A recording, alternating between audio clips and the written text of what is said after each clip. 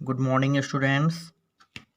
आज हम matrix chapter start करेंगे और मैट्रिक्स चैप्टर की एक्सरसाइजें स्टार्ट करने से पहले कुछ हम इंट्रोडक्शन पार्ट इसका हम देखेंगे, क्योंकि मैट्रिक्स का इंट्रोडक्शन पार्ट देखना बहुत ज़रूरी है, तभी हम एक्सरसाइज सॉल्व कर सकते हैं।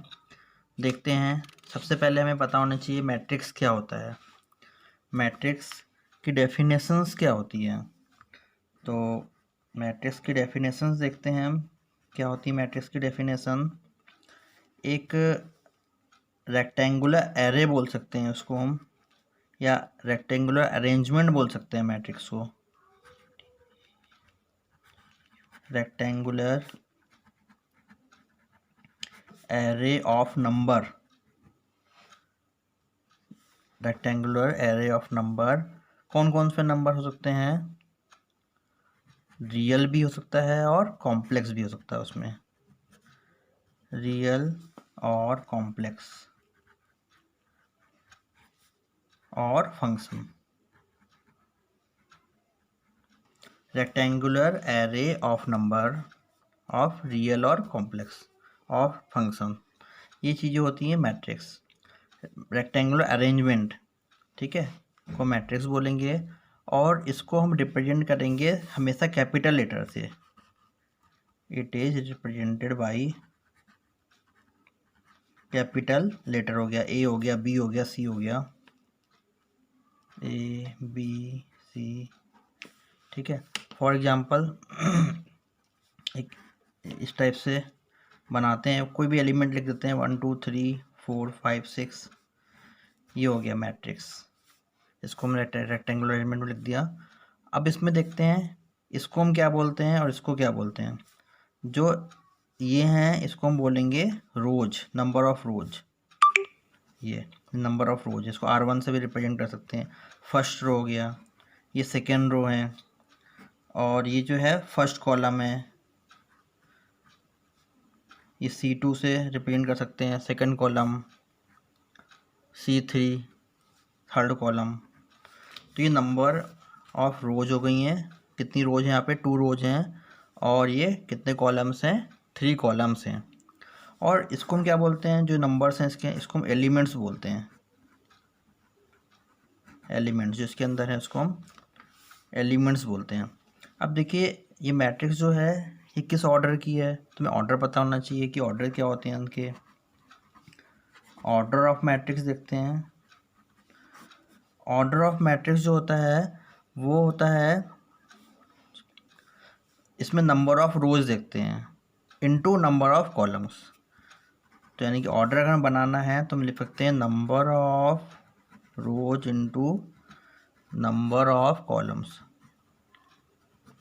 नंबर ऑफ रोज को किससे लिखते हैं? M से, और कॉलम को किससे लिखते हैं? N से। जनरल रिप्रेजेंटेशन हो गया वो। तो अगर कोई एग्जांपल लेते हैं कि A की वैल्यू यहाँ पे है गिवन है 1 2 3, इसी को ले लेते हैं 4 5 6, तो इसमें नंबर ऑफ रोज कितनी है? First row second row. Column कितने हैं?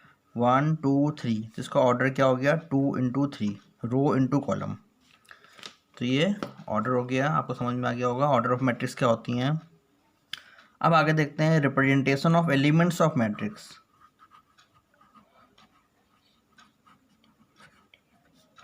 Representation of elements of matrix, कैसे रिप्रेजेंटेशन करते हैं मैट्रिक्स का। कोई मैट्रिक्स यहाँ पे लिखी है, उनके कुछ एलिमेंट्स भी होते हैं। सपोज हमने एलिमेंट्स लिखे हैं यहाँ पे, सारे एलिमेंट्स हमने लिख दिए ए करके। अब इस एलिमेंट्स को हम क्या बोलेंगे? ये इसकी प्लेस क्या है यहाँ पे? फर्स्ट रो में है, फर्स्ट एलिमेंट है, फर्स्ट रो है इसका, और फर्स्ट कॉलम में है, तो यहाँ पे 1 1 आ जाएगा। ये क्या है? फर्स्ट रो है और सेकंड कॉलम है, तो 1 2 आ जाएगा। फर्स्ट रो थर्ड कॉलम 1 3 आ जाएगा। सेम ऐसे ही second row first column, second row second column, second row third column. Same है third row first column, third row second column, third row third column. ये इसके क्या हो गया? एलिमेंट्स का रिप्रेजेंटेशन हो गया।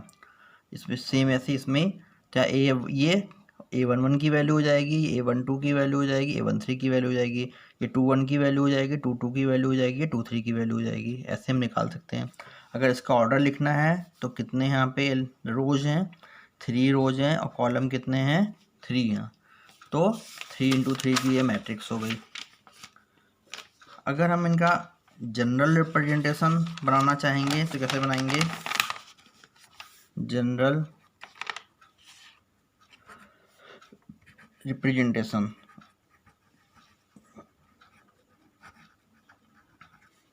जनरल रिप्रेजेंटेशन लिखते हैं। अब ढेर सारी इसमें रोज भी हो सकती हैं और कॉलम भी हो सकते हैं।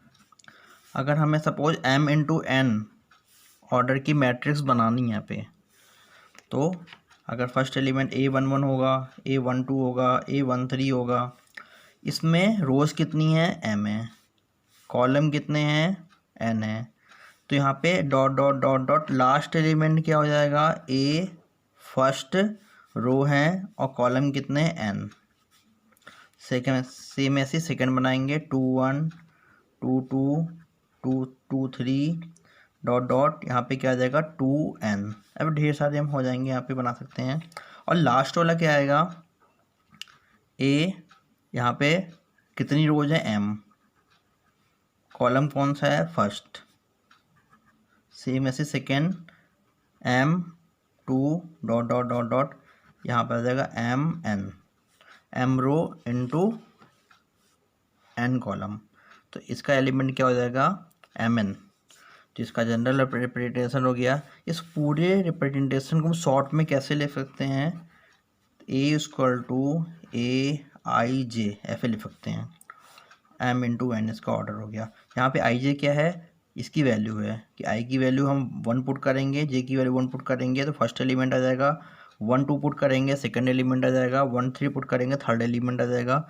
इस हिसाब से हम फाइंड कर सकते हैं कोई सा भी एलिमेंट, अगर हमें AIJ की अगर ऐसे वैल्यू दे रखी है। अब देखते हैं types of matrix. Types of matrix में फर्स्ट है रो मैट्रिक्स।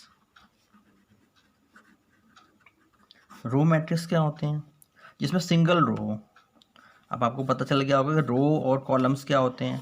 तो ऐसी मैट्रिक्स जिसमें ओनली 1 रो हो, ओनली 1 रो, वो कैसी हो सकती हैं, ये इस टाइप से 1 2 3 सिंगल रो है, और कॉलम तो 3 है लेकिन रोज 1 है। तो यहाँ पे 1 × 3 इसका ऑर्डर हो गया। सेकेंड देखते हैं कॉलम मैट्रिक्स।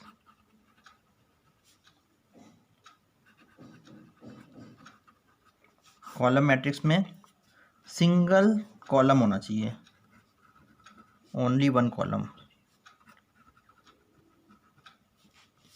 एग्जाम्पल देख लेते हैं, 1 2 3, कॉलम कितना है, 1 है, रो 3 है लेकिन कॉलम 1 है। तो इसको हम क्या बोलेंगे, कॉलम मैट्रिक्स बोलेंगे। थर्ड देखते हैं रेक्टेंगुलर मैट्रिक्स।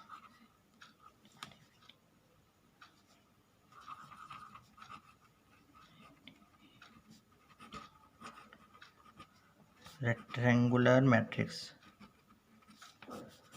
रेक्टेंगुलर मैट्रिक्स क्या होती हैं, जो नंबर ऑफ रोज है और कॉलम अगर वो दोनों इक्वल हैं तो ऐसी मैट्रिक्स क्या होगी, रेक्टेंगुलर मैट्रिक्स। यानी कि हम क्या सकते हैं, number of rose = number of columns. अगर m से रिप्रेजेंट करते हैं रोज को और n से रिप्रेजेंट करते हैं कॉलम को, तो हमें याद होना चाहिए कि m = n होना चाहिए। अगर रेक्टेंगुलर मैट्रिक्स बनाना है तो m × n, m = n हो जाएगा। फॉर एग्जांपल देख लेते हैं,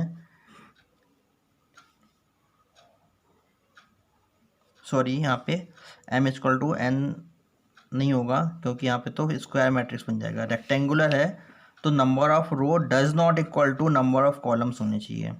कोई मिस्टेक होगी यहाँ पे, m does not equal to n होना चाहिए।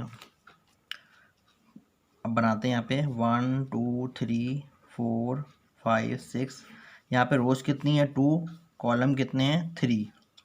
तो ये 2 × 3 की ऑर्डर की मैट्रिक्स हो गई।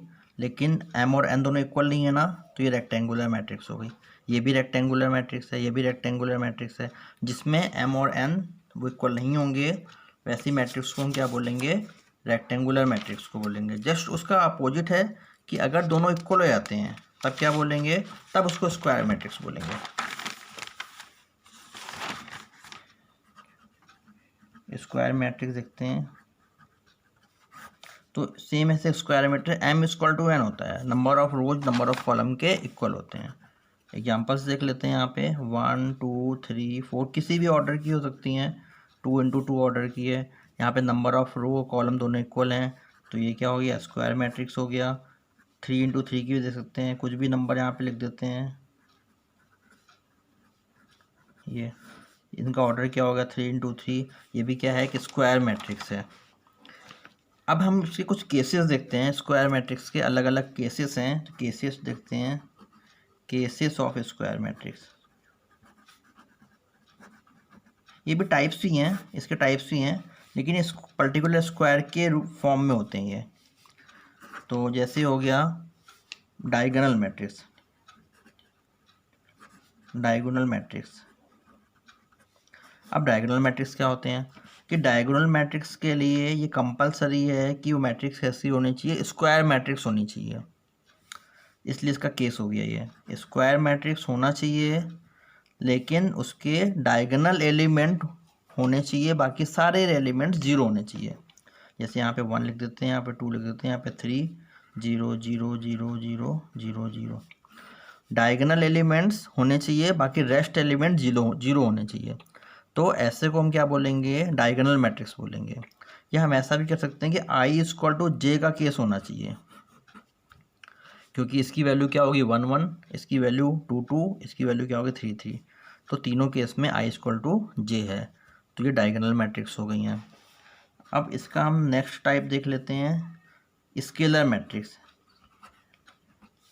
स्केलर मैट्रिक्स, स्केलर मैट्रिक्स में क्या होता है कि पहला तो है कि स्क्वायर मैट्रिक्स भी होना चाहिए और उसमें क्या हो कि सारे के सारे डायगोनल एलिमेंट्स जो हों वो सेम होने चाहिए। तो उसको ऐसा भी बोल सकते हैं क्या, स्क्वायर मैट्रिक्स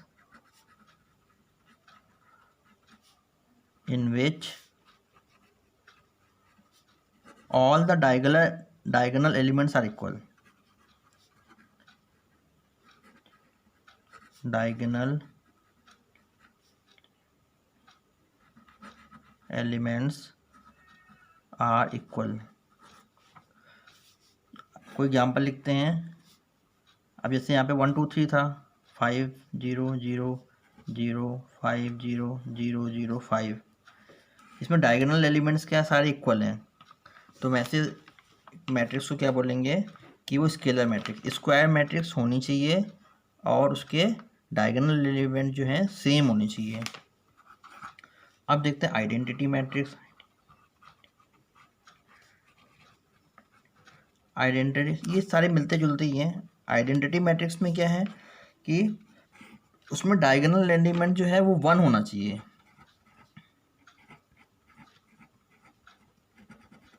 ये पहली कंडीशन है कि वो स्क्वायर मैट्रिक्स होनी चाहिए और उसके डायगोनल एलिमेंट्स जो हैं वो 1 होने चाहिए।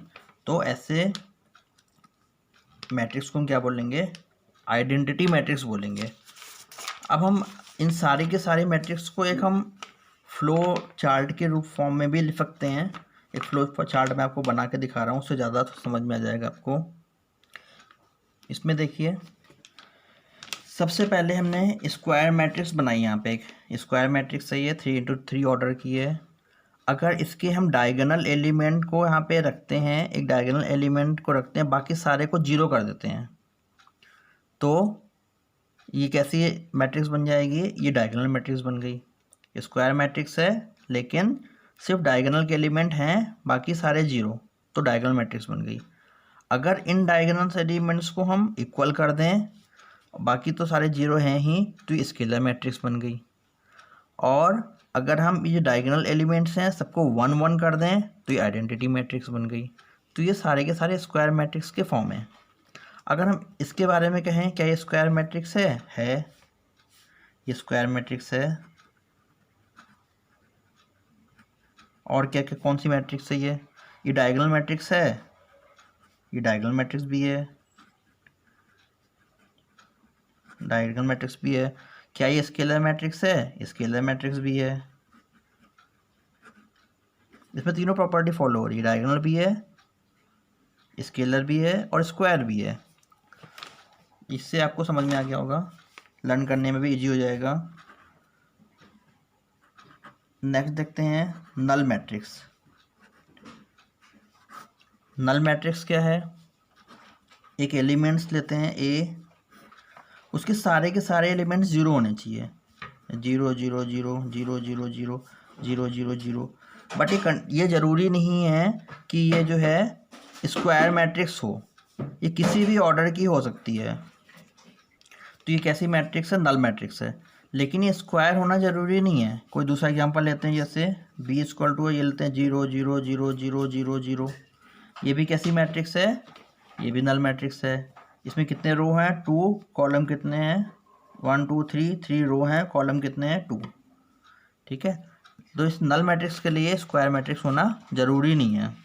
अब नेक्स्ट देखते हैं अपर ट्रायंगुलर मैट्रिक्स।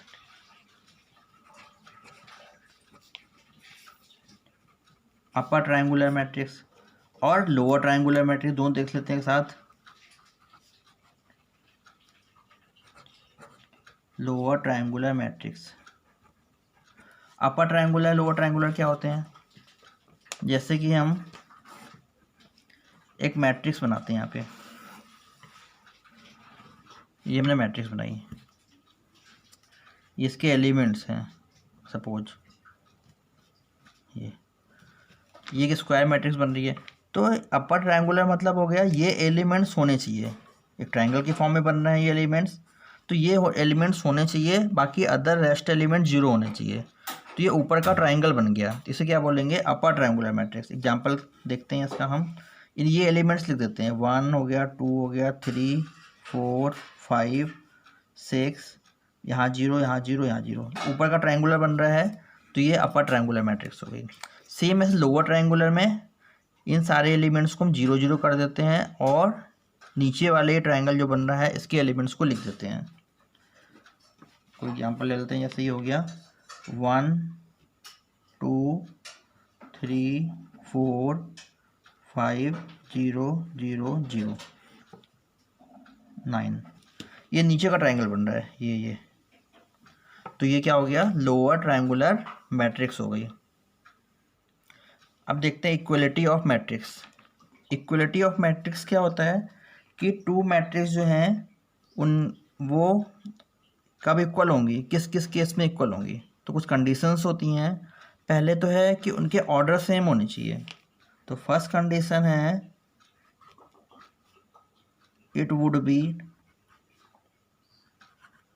उसे बोल सकते हैं हम comparable, it would be comparable, मतलब कंपेयर की जा सकती है। कंपेरेबल मतलब हुआ कि उनके ऑर्डर सेम, ये हो गया। और सेकेंड पॉइंट हम क्या बोल सकते हैं, उनके करस्पॉन्डिंग एलिमेंट्स जो हैं वो इक्वल होने चाहिए, their corresponding elements should be equal, should be equal.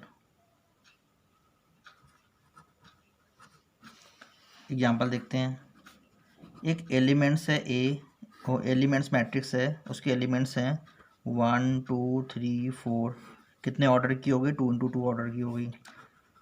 एक बी ले लेते हैं, ए भी 1 2 3 4 है, 2 × 2 की है, तो ये मैट्रिक्स इक्वल हैं, ये मैट्रिक्स इक्वल होंगी। क्यों? क्योंकि इनके ऑर्डर भी सेम है और उनके करस्पॉन्डिंग एलिमेंट्स भी इक्वल हैं। अब यहाँ पे क्वेश्चंस कैसे आते हैं कि हमें गिवन होगा कि मैट्रिक्स इक्वल हैं, उस केस में हमें एक्स वाई जेड की वैल्यू फाइंड करनी होगी। देखते हैं नेक्स्ट क्वेश्चन, सपोज कोई भी वैल्यू ले लेते हैं, ए की यहाँ पे ले लेते हैं,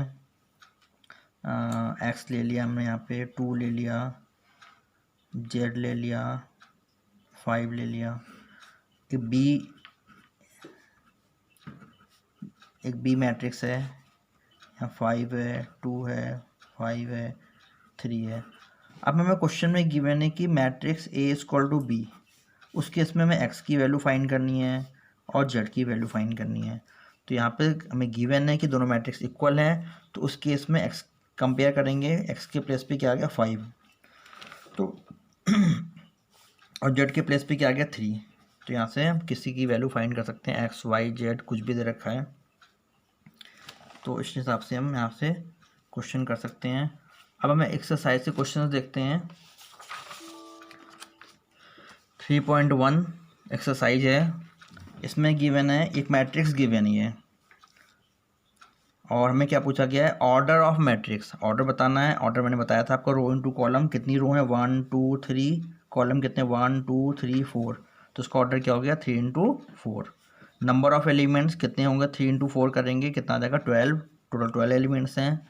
उसके बाद बताना है थर्ड पार्ट में राइट द एलिमेंट्स, एलिमेंट्स बताना है। फर्स्ट है 1 3, first row third column, first row और थर्ड कॉलम में की वैल्यू क्या होगी 19। सेकेंड 2 1 का मतलब क्या हुआ, सेकेंड रो फर्स्ट कॉलम, 2 1 की वैल्यू 35। ऐसे हम सबकी वैल्यू फाइंड कर सकते हैं। 3 3 की वैल्यू फाइंड करनी है तो 3 हो गया, 3 हो गया, 5.2 आ गया। 2 4 फाइंड करना है, 2 हो गया, 4 हो गया, 12 हो गया, ऐसे फाइंड कर सकते हैं हम। सेकेंड क्वेश्चन देखते हैं। If the matrix has 24 elements, किसी मैट्रिक्स में 24 एलिमेंट हैं, what are the possible order it can have, क्या पॉसिबल ऑर्डर हो सकते हैं। उसके बाद हमें बताना है कि अगर उनके 13 एलिमेंट्स होंगे तो क्या ऑर्डर होंगे। पहले में 24 बताना है, फिर 13 बताना है। तो यहाँ पे देखते हैं कि ऑर्डर हमारा यहाँ पे दे रखा है 24 एलिमेंट्स हैं, तो क्या क्या ऑर्डर बन सकता है। पहला ऑर्डर तो हो गया 1 इंटू 24, 2 इंटू 12, 3 इंटू 8, 4 इंटू 6, ये बन जाएंगे ऑर्डर। क्या बनेंगे 6 इंटू 4, 8 इंटू 3, 12 इंटू 2, 24 इंटू 1, ये बन जाएंगे सारे। अब 13 के लिए देखते हैं, 13 के लिए क्या क्या बन सकते हैं। 1 इंटू 13 और 13 इंटू 1, ये बनेंगे। थर्ड क्वेश्चन है, इफ़ अ मैट्रिक्स है 18 एलिमेंट, तो उसके क्या क्या ऑर्डर हो सकते हैं। 18 के ऐसे ही बनाने हैं जैसे आपके 24 के बनाए हैं, वैसे ही 18 के बन जाएंगे। और 5 के लिए तो 1 इंटू 5 और 5 इंटू 1 ही होगा, सेम क्वेश्चन नहीं है। फोर्थ क्वेश्चन देखते हैं। Construct 2 into 2 matrix A equal to A I J whose elements are given, A I J की वैल्यू गिवन है और हमें 2 इंटू 2 की मैट्रिक्स बनानी है। देखते हैं क्वेश्चन को।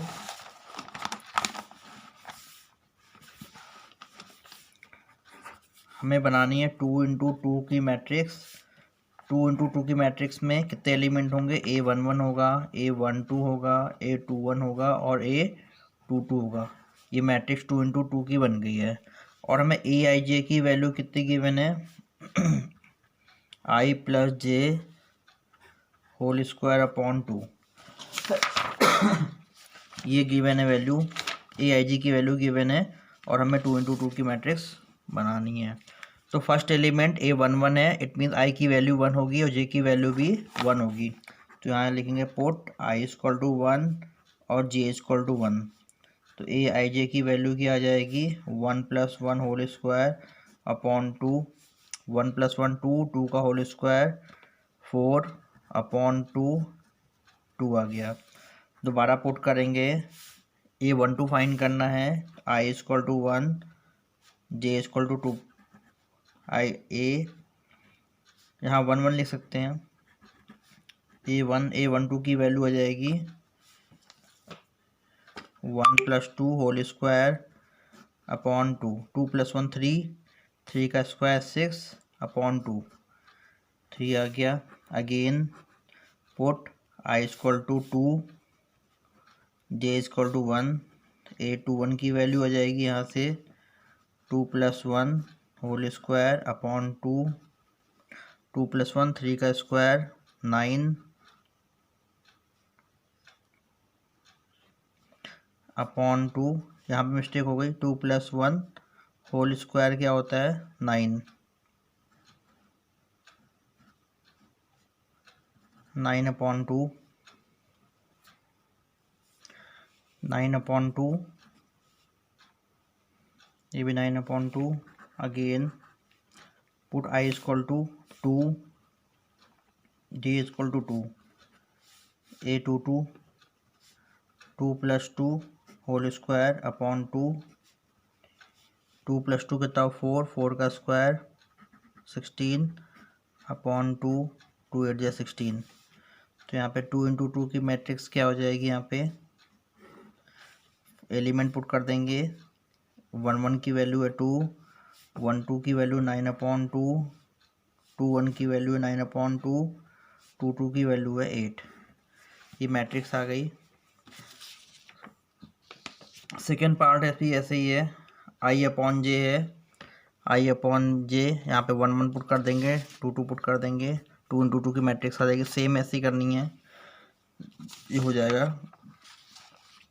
फिफ्थ क्वेश्चन है कंस्ट्रक्ट 3 × 4 मैट्रिक्स बनानी है। तो सेम ऐसी क्वेश्चन है, 3 × 4 मैट्रिक्स बनाना है आपको। तो यहाँ पे क्या हो जाएगा, 3 × 4 मैट्रिक्स बनाने के लिए यहाँ पे वैल्यू क्या लेंगे, रो होनी चाहिए 3 और कॉलम कितने होनी चाहिए 4। तो यहाँ पे क्या आ जाएगा A11, A12, A13, A14, A21, A22, A23, A24, A31, A32, A33, A34। ये बन जाएगा। रो होनी चाहिए 3, first row, second row, third row, column होनी चाहिए 4, 1 2 3 4 कॉलम। अब हमें यहाँ पे AIJ की वैल्यू गिवन है 1/2 - 3I + J। अब यहाँ पे फर्स्ट में फाइंड करेंगे, put I equal to 1, J equal to 1। तो A11 की वैल्यू हो जाएगी 1/2 माइनस 3 × 1 3 रहेगा, प्लस J की वैल्यू 1 रखेंगे, ये आ जाएगा 1/2। यहाँ से कितना आ जाएगा माइनस का 2 आएगा, कि मॉड लगा हुआ है तो ये प्लस का 2 हो जाएगा। मॉड के अंदर कोई भी वैल्यू होती है वो बाहर निकल के प्लस की हो जाती है। तो यहाँ पे कैंसिल हो गया 1। ऐसे ही आप 1 2 फाइंड कर लेंगे, 1 3 फाइंड कर लेंगे। सारी वैल्यूज फाइंड करने के बाद लास्ट में इसको पुट कर लेंगे। ये आप क्वेश्चन खुद कर सकते हैं, खुद कर लीजिएगा। हम नेक्स्ट क्वेश्चन देखते हैं। 6th क्वेश्चन है find the value of x, y and z from the following equation. इससे हमें वैल्यू फाइंड करनी है x, y और z की। कैसे करेंगे देखते हैं। वैल्यू गिवन है 4 3 x 5, ये है y z 1 5। ये हमें गिवन है कि दोनों जो मैट्रिक्स हैं इक्वल हैं, उसके इसमें हम कंपेयर करके फाइंड कर सकते हैं। यहाँ पे x के प्लेस पे क्या है 1, तो x इक्वल टू 1 हो गया, और y के प्लेस पे यहाँ पे क्या है 4, तो y इक्वल टू 4 हो गया। z के प्लेस पे क्या है 3, तो यहाँ 3 हो गया। ऐसे सेकेंड पार्ट कर सकते हैं हम। सेकेंड पार्ट में हमें गिवन है x + y 2 5 + z xy equal to 6 2 5 8। अब इसमें कैसे फाइंड करेंगे, हमें फाइंड करना है यहाँ से एक्स वाई जेड की वैल्यू। हमें गिवन है कि दोनों मैट्रिक्स इक्वल हैं। कंपेयर करेंगे, फिर कंपेयर करने पे x + y की वैल्यू क्या हो जाएगी 6, ये फर्स्ट इक्वेशन बन गई। 5 + z की वैल्यू आ गई 5, ये बन गई सेकेंड इक्वेशन। और एक्स वाई इक्वल टू क्या हो गया 8, ये हो गई थर्ड इक्वेशन। अब इन दोनों तीनों को सॉल्व करके एक्स वाई जेड और फाइंड करना है हमें। तो यहाँ से हम जेड की वैल्यू फाइंड कर सकते हैं। जेड इक्वल टू क्या हो जाएगा 5 - 5, तो जेड की वैल्यू क्या आ गई 0। इस जेड की वैल्यू तो आ गई। अब हमें क्या फाइंड करना है, इन दोनों से एक्स और वाई की वैल्यू फाइंड कर सकते हैं। तो सॉल्विंग या फ्रॉम फर्स्ट से एक्स की वैल्यू फाइंड कर लेंगे तो 6 माइनस वाई आ जाएगा। इसकी वैल्यू कहाँ पुट कर देते हैं, थर्ड में। X as it is, y के प्लेस पे क्या पुट कर देंगे, सॉरी एक्स के प्लेस पे क्या पुट कर देंगे 6 माइनस वाई, और वाई एज इट इज रहेगा इक्वल टू 8। इसको सॉल्व कर लेंगे, 6y minus y square equal to 8 minus y square plus 6y minus 8 equal to 0। First term जो है नेगेटिव नहीं होता है, इसको पॉजिटिव बनाते हैं, माइनस से डिवाइड कर देंगे, साइन चेंज हो जाएगा, ये आ गया। क्वाड्रेटिक इक्वेशन बन गई है, इसको स्प्लिटिंग मिडल टर्म से सॉल्व कर देंगे। 8 के factor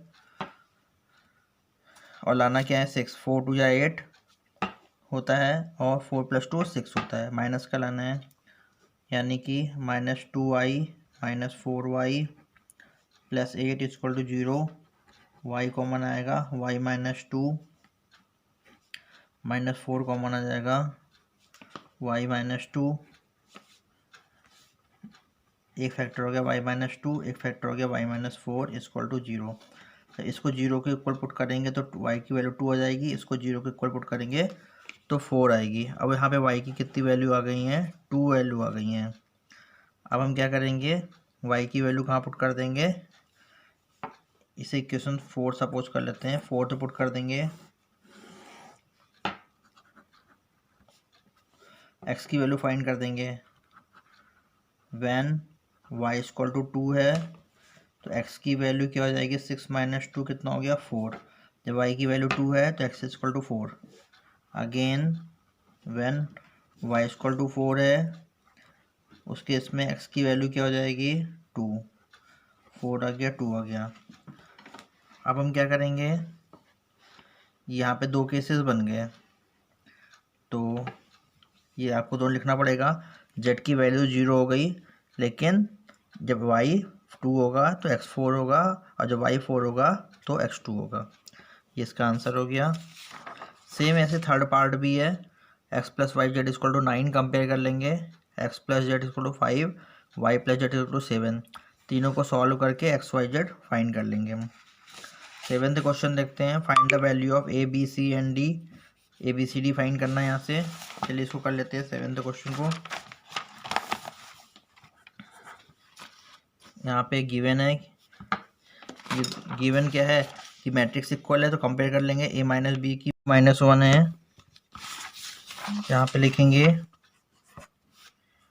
a minus b equal to -1 first equation, 2a + c equal to 5 second equation, 2a minus b equal to 0 third equation, 3c + d equal to 13 fourth equation. इन fourth के 4 equation को solve करके क्या find करेंगे हम, a b c और d।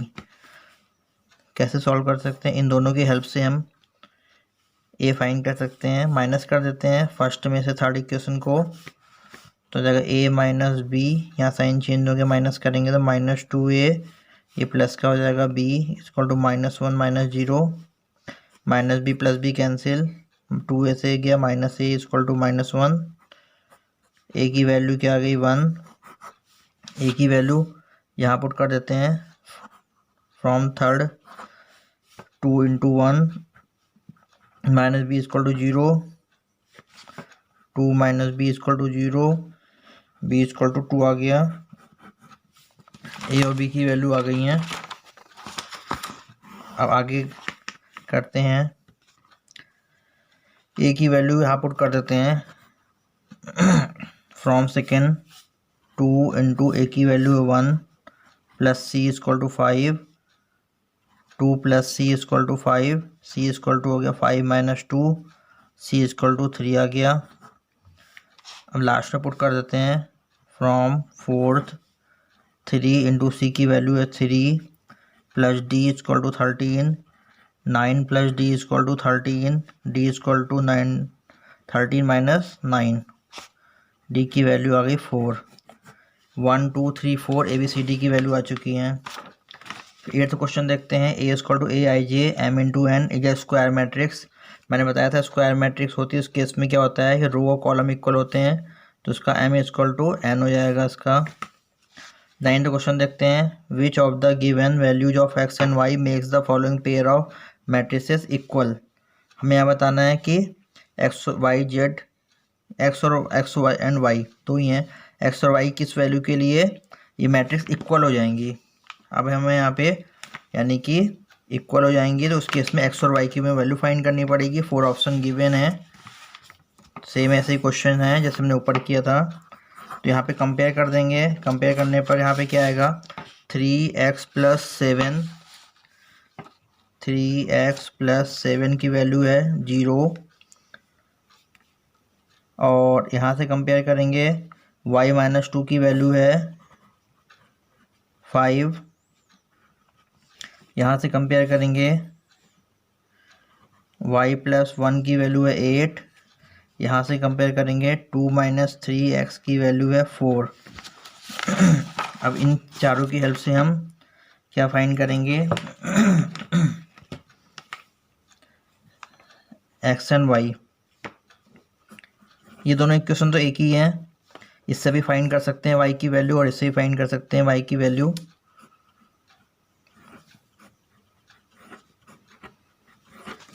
From second से कर लेते हैं, तो y इक्वल टू कितना हो जाएगा 5 माइनस 2, 5 माइनस 2 3 हो गया।